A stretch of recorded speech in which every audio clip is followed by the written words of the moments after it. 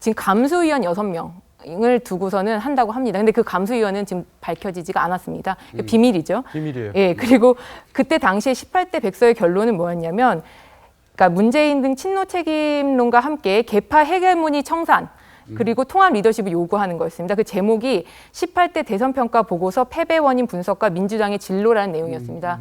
저도 읽어봤는데 굉장히 내용이 체계적이었습니다.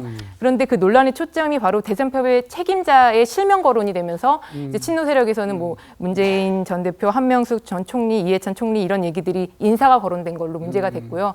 그래서 결국에는 그 실명을 빼고 백서를 발간하는 걸로 그냥 수습을 했고, 이제 미봉책이었죠. 수습하고 이거에 대한 이 원인 분석한 이 보고서에 대해서는, 백서에 대해서는 별로 당내에서는 인정받지 못하고 거의 폐기되는 과정을 거쳤습니다. 그래서 제가 지금 얘기하고 싶은 건 이게 20대 총선 백서가 이 과정을 밟을지 아니면 아닐지 또 같은 개파 문제가 걸려있기 때문에 네. 지금 이 문제를 같이 짚어보자는 겁니다. 가만 이제 두 가지 가능성이 다 있다고 네. 봐야 되는데요. 네. 그러니까 뭐 지난 18대 대선에 대해서 야당에서 분석한 그런 백서에 나오는 것처럼, 그러니까 원인은 분석을 하는데 친노 패권에 있었다. 자, 원인은 분석을 하는데 실제로 집행이 안 되고 실천이 안 됐던 거죠.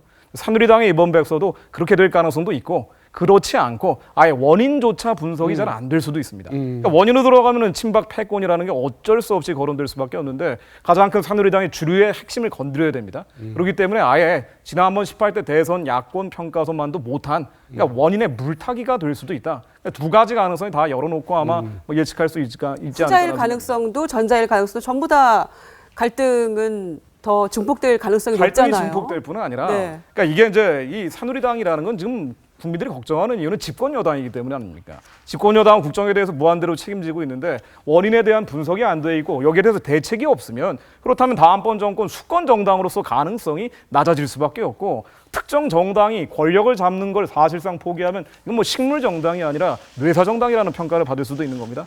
그렇기 때문에 만일 첫 번째건 두 번째건 새누리당이 국민의 이 정치적 눈높이에 맞추지 못한다면 그야말로 더 큰 실망감, 더 큰 민심의 이반을 초래할 수도 있다고 봅니다. 그럼 이제 이렇게 정리하면 되겠네요. 이 백서에 진실이 담기면 이건 파행으로 갈 가능성이 너무 높다.